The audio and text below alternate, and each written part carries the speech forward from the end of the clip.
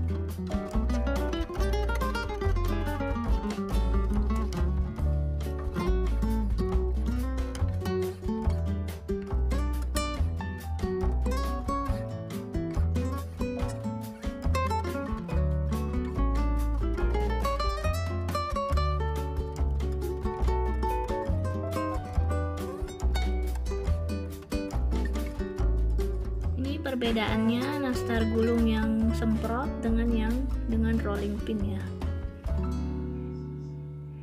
Tapi lebih praktis yang dengan cetakan semprot.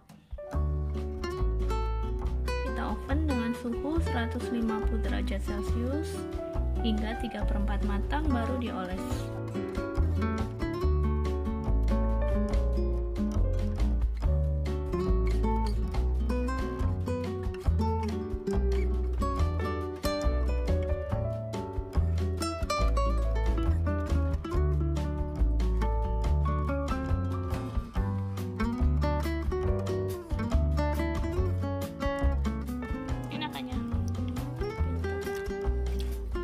Dalamnya